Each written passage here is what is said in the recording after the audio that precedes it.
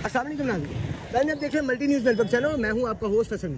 आज हम जनाब लिबर्टी मार्केट में आए हैं। हमारे ज़हन में कुछ सवालात हैं आवाम से करने के लिए, उसी सिलसिले में यहाँ पे हाजिर हुए हैं। हमारे साथ एक साहब खड़े हैं जी। अस्सलाम वालेकुम जी। सर आपका नाम? तारिक फरीदी। माशाल्लाह, तारिक फरीदी साहब, जैसा कि इमरान खान साहब ने डी चौक पे इकट्ठे होने का ऐलान किया, पूरी पाकिस्तान से लोग बड़ी मुश्किल से लाठी चार्ज बर्दाश्त किया, लोगों ने अपनी जानें गंवाई, लोगों ने आंसू गैस को बर्दाश्त किया। लेकिन जैसे ही इमरान खान साहब डी चौक पहुँचे, उन्होंने आते ही ऐलान कर दिया कि जी हम 6 दिन का टाइम देते हैं हुकूमत को, जबकि उन्होंने कहा था कि हम टाइम नहीं देंगे, हम यहाँ पे तब तक बैठेंगे जब तक हुकूमत असम्बली को तहलील नहीं करती और अगले इलेक्शंस का ऐलान नहीं करती। जबकि ऐसा कुछ भी नहीं हुआ और आते ही उनका जो मैं एक तरह का मैं कहूँगा कि यू टर्न उन्होंने मारा और उन्होंने कहा कि जी सारे चले जाएँ अपने अपने घरों में, 6 दिन का टाइम हम देते हैं, 6 दिन के बाद हम दोबारा यहाँ पे डी चौक पे इकट्ठे होंगे और 30 लाख लोगों को यहाँ पे इकट्ठा करेंगे। तो ये उनका फैसला ठीक था आपकी नज़र में?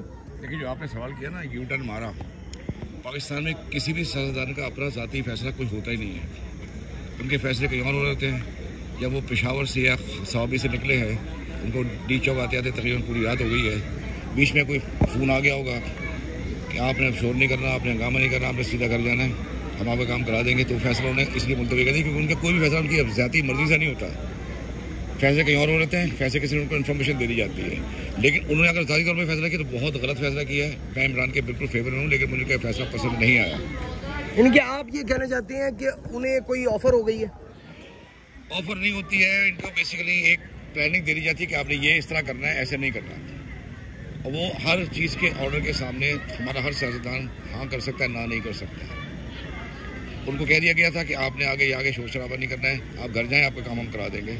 अब इन्होंने एक जहाँ से 6 दिन का टाइम दे दिया, उनको 6 दिन की मोहलत दी गई होगी कि इलेक्शन करा देंगे, जो हुकूमत ख़त्म हो जाएगी। इसके अलावा उनका ये फैसला मेरे नज़र में उनका मेच्योरिटी के साथ उनका ये फैसला बहुत गलत है, जिनको नहीं करना चाहिए था। क्योंकि इतने आवाम के साथ प्रॉब्लम हुई है, मार्केटें बंद हुई, लोग ज़ख्मी हुए, लोग मरे भी। लेकिन इस फैसले ने उनके आवाम को सख्त मायूस किया है कि वो आते ही पहुँचते ही जो लाखों लोग उनके इंतजार में बैठे थे, जो 2 दिन से इंतजार में बैठे थे, उन्होंने मायूस किया है। उनको ये फैसला इस तरह नहीं कर सकता, कम अज़ कम एक रात दिन रुकते, फिर फैसला करते कि हमारे मुज़ाकरात हो गए हैं, अब हम वापस जा रहे हैं, 6 दिन में फैसला हो जाएगा। लेकिन उन्होंने बहुत गलत फैसला किया, उन्होंने पहुँचते ही इमीडिएट वापसी का ऐलान कर दिया। लेकिन जो मौजूदा हुकूमत है, इसने कुछ बिल पास करने के लिए असेंबली में पेश किए, जिसमें यह भी कहा गया कि हमें 2 बजट तक टाइम दिया जाए। तो बज़ाहिर लग तो नहीं रहा कि 6 दिन में कोई फैसला हो पाएगा। देखिए, ये हुकूमत का अपना कहना है। मैंने आपसे कहा ना, किसी भी हुकूमत के अपने फैसले नहीं होते हैं। हमारे मुल्क के फैसले कहीं और हो रहे होते हैं, जहाँ से जो इंस्ट्रक्शन आती है उसी पे चल रहे होते हैं सब। इनको 2 बजे तो वैसे भी नहीं मिल सकते, जैसे भी इनकी हुकूमत में 1.5 साल है। लेकिन इससे पहले इतना प्रेशर है कि ये असेंबली स्टेबल नहीं रह सकती। इनके पास कोई भी कॉन्स्टिट्यूशन में अमेंडमेंट के लिए वोट नहीं है जितने भी फैसला कर सकें।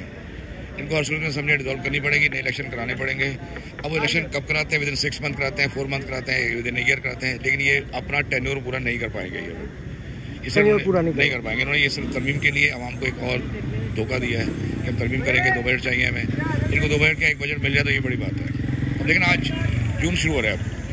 हर साल पाकिस्तान में मई में बजट आता है, मई खत्म हो गया, जून का आ रहा है, अभी तक बजट नहीं आया। अभी इनको आए हुए 1.5 महीना, ये बजट में क्या पेश कर देंगे, क्या पता कर लेंगे ये? तो बेहतर ही होता है कि जो आवाम की बात है उसके हिसाब से सियासतदान बात करें। लेकिन सियासतदान कभी भी आवाम के हिसाब से बात नहीं करते, हमेशा जो इंस्ट्रक्शन आ रही होती हैं उसके हिसाब से बात कर रहे होते हैं। कि पूरी दुनिया जानती है कि पाकिस्तानी सियासतदानों को इंस्ट्रक्शन आती हैं, उनकी अपनी मर्जी के कोई फैसले नहीं होते हैं। आवाम को क्या आवाम ने हटाया था? ये इमरान को आवाम ने हटाया था क्या? आवाम को भी, इमरान खान को भी बेसिकली ऊपर से इंस्ट्रक्शन जो आई उसके बेस पर हटाया गया।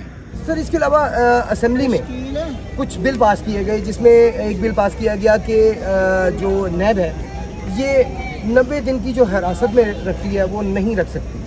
क्या ये ठीक फैसला है? इस पर इसे पास होना चाहिए इस बिल को? देखिए, अगर आप ये आम पब्लिक के नुक्ते नज़र से देखते हैं तो फैसला सही है, लेकिन आप सियासी नुक्ते से देखते हैं तो फैसला गलत है। अवाम की कि अवाम के ऊपर इन केसेस की इन अमेंडमेंट्स की इम्प्लीमेंटेशन होती नहीं है। अवाम के किसी आदमी को पकड़ लें, वो साल रखें, 2 साल रखें, कोई पूछने वाला नहीं होता।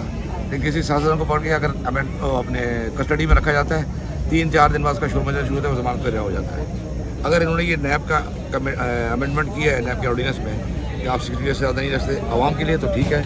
अगर सिर्फ सियासतदानों के लिए ठीक है तो गलत है। इनके दोनों के लिए बराबर होना चाहिए। बराबर चाहिए। अगर इस अमेंडमेंट का ताल्लुक आवाम से हुआ तो बहुत अच्छा है, सिर्फ सियासतदानों से तो बहुत गलत है।